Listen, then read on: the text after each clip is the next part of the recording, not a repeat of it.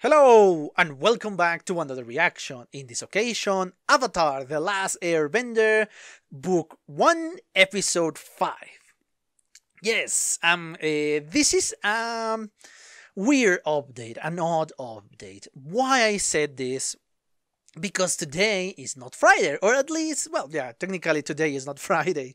But what I mean is the day I will be publishing this one is not going to be on Friday. This is one of the efforts I make to give you 2 episodes per week. And obviously, the day in which I plan to publish this video is actually a very special date for me. So, yeah, the day I'm going to publish this is going to be my birthday! Yay! August 6th! It's my birthday, and yes, I was planning to do this from a long time. It's kind of a gift from me to you guys on my birthday because yes, obviously the normal schedule is going on.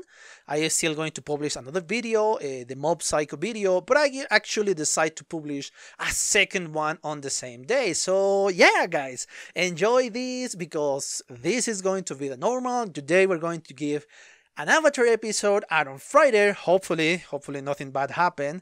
I'm going to give you the other one of this week. So yes, guys. Again, it's my birthday, and that's why I give it this to you guys. It's my gift from me to you guys. So enjoy it, and let's just watch the video, shall we?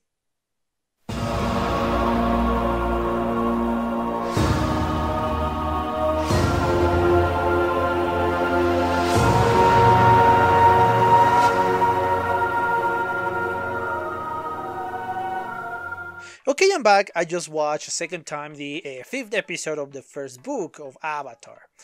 And yeah, it was kind of obvious thanks to the eyes, because this character, the king, and obviously the little boy that we saw in the flashback, they have the same type of eyes. If they will have shown me any other type of eyes similar, that would have thrown me out of my suspicions.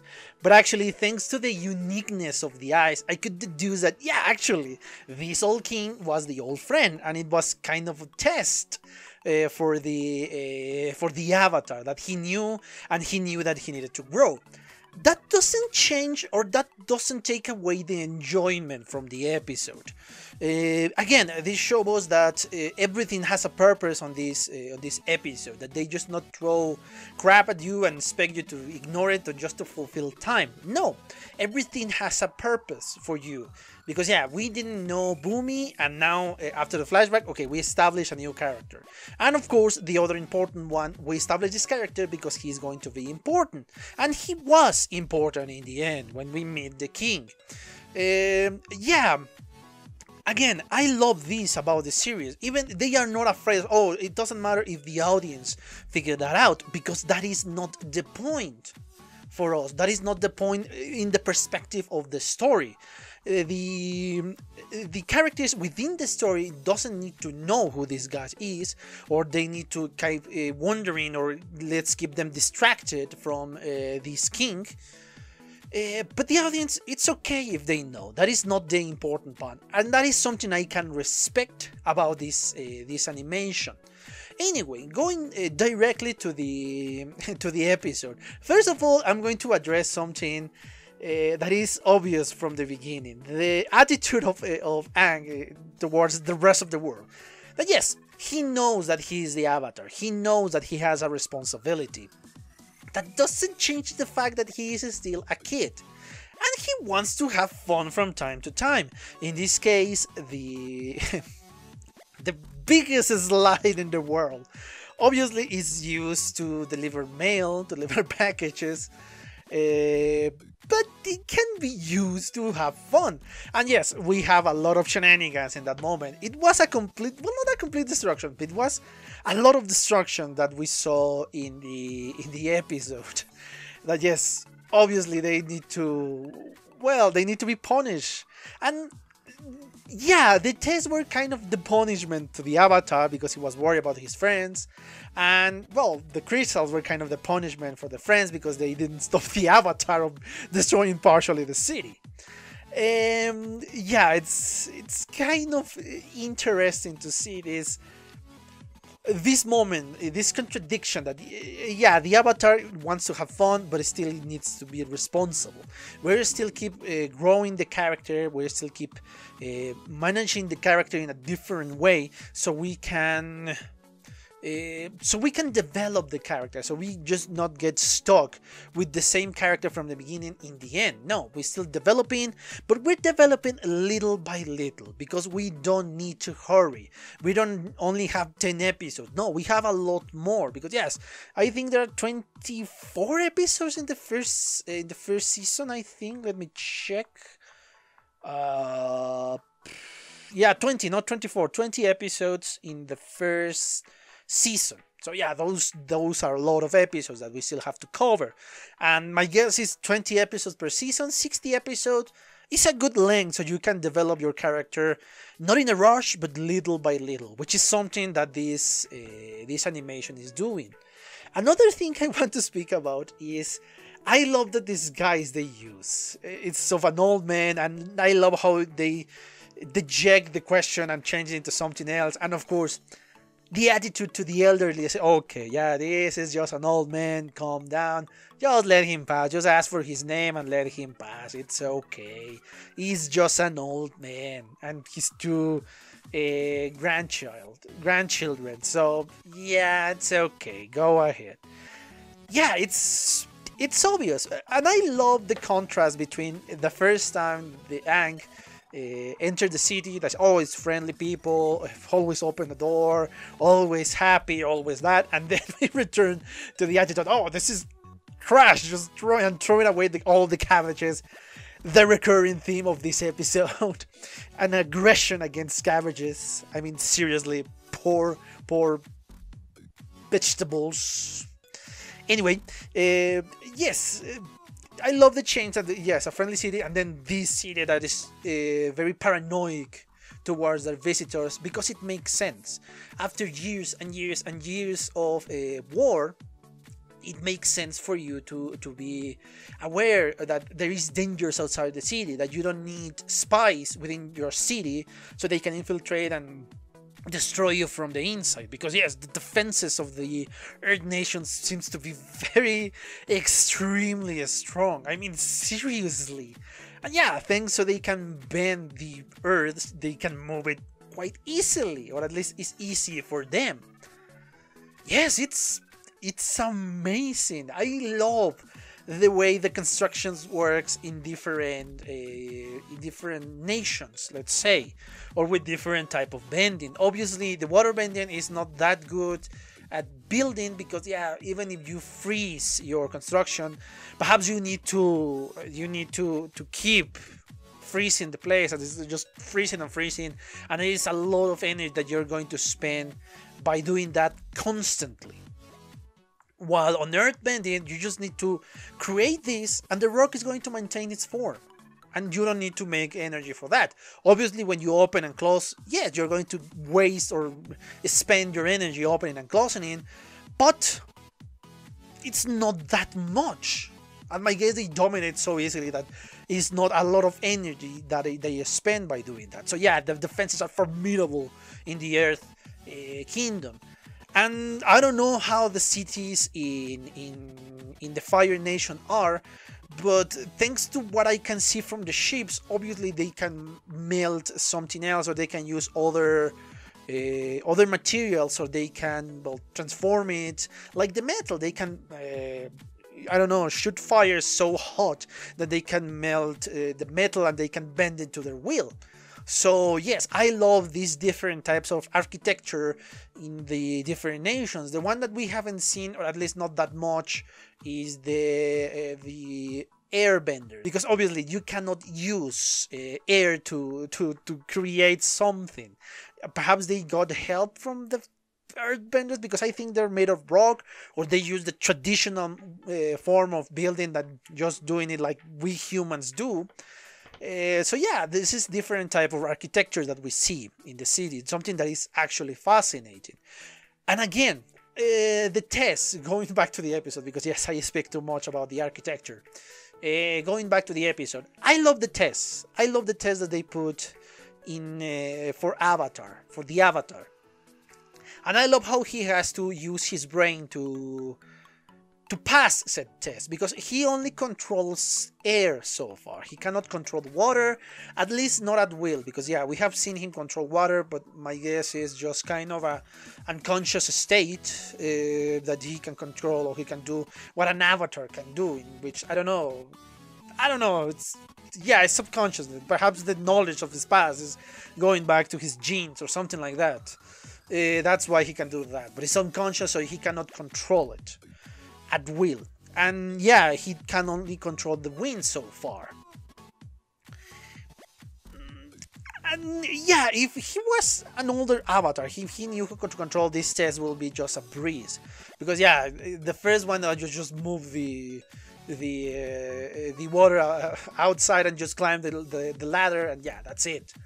Then of course the animal, I don't know, use the earth and create a cage so you can control the big animal, and the animal, the little one too. I don't know. And well, and the combat, obviously, you can use whatever, fire, wind, earth, water, just to defeat your enemy. Hell, you wouldn't even need to wait for the old man to release your friends, because yeah, if you control earth, you can control the crystals, and therefore you can release them quite easily. Obviously, he's not capable of doing that, and the test, that is why, good lord, that is why he cannot do it all for himself. And it will have been a very boring episode if that happened. But yes, and again, as I said during in the beginning of this commentary, yeah, it was obvious thanks to the eyes. And yes, the last test kind of said, oh yeah, he is the same dude, he is the same child that we saw in the flashback.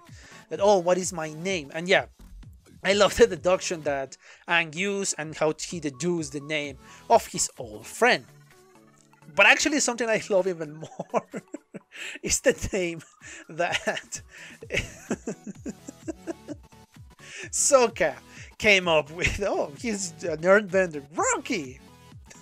And I love the attitude of Katara.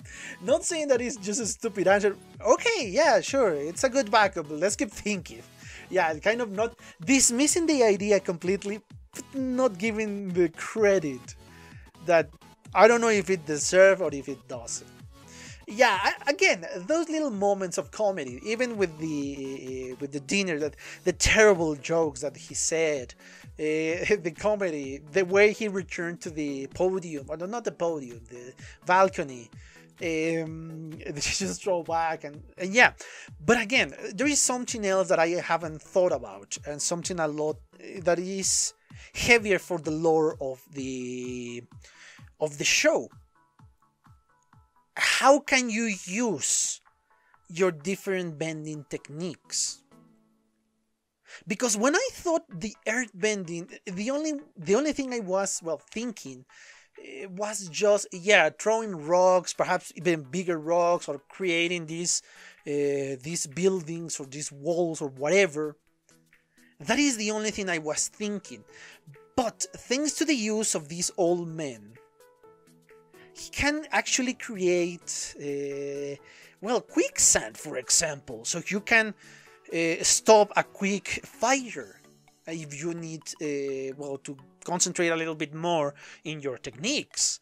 You can change terrain around you. You can do a lot of stuff with earth bending. And not only earth bending, but with air bending too, thanks to the giant tornado that was created there. And of course, the ridiculous strength of said tornado, because he was able to return that giant rock and give enough time to Aang to defend himself or to attack. I think it was more of an attack in that moment. So yes, I love how the show is giving me a lot of more dynamic way of thinking. This is rock, but it's not just throwing rocks, it's something else. This is air, but it's not just air that can move faster, but it's to do something different. And I love that show that is hinting us at that. Again, we are not seeing it was spectacular, but I guess we're still getting prepared for the better fights, because this is just the beginning. Obviously, you're not going to waste your better fights from the beginning. You just want to keep them holding back so you can wow us in the end. In the end, I don't know if of the first season or in the end, completely the end of the series. So yeah, I'm just so eager to see those fights. And yes, we got a name from the Fire Lord, which is not somebody or not something I'm going to remember until it's constantly repeated to me. So sorry if I'm not remember the name of the Fire Lord. But yeah, that is our main villain that we need to defeat. But obviously it's not going to be easy to reach said villain, because he has a huge nation, which is going to be difficult to infiltrate. And if you don't have the power of the avatar, because yes, you need fire, you need water, you need air, you need earth, you need all the elements so you can defeat this Fire Lord, because my guess it is one of the strongest firebenders that there is. So yeah, you need to be prepared. You cannot just go straight forward and say, oh, I'm gonna beat you. And he has a lot more of combat experience. So yes, I love how this episode portrayed this crazy old man, but with a lot of wisdom, because he's giving him part of the wisdom that you need to think outside of the box. He's giving the wisdom to the avatar. You need to think outside of that box, because if you don't, you are not going to be able to defeat this guy. So yes, I love this episode for all that is behind it. I love it, and yes, I cannot wait for the next one. But I think I exhausted the topic of this episode. Well, no, obviously I have to ask this: why the cabbages? Why the cabbages? It's a massacre of cabbages from the beginning to the end. Why? Why poor cabbages? Those vegetables that deserve better. Anyway, yeah, as I was saying, yeah, I think I exhausted the topic of this episode. I hope you enjoy it. And yes, the only thing I have to say is thank you for your attention and see you on the next one. Bye. Okay guys, I hope you enjoyed that video, and if you did, give it a like so the algorithm from YouTube will help me out. And check my other videos, share them, and also why not subscribe to my channel and join this community. And as always, I want to thank you for your attention, your likes, and even your dislikes, your comments, which is something I always look forward to read. And yeah, once more, thanks and see you on the next one.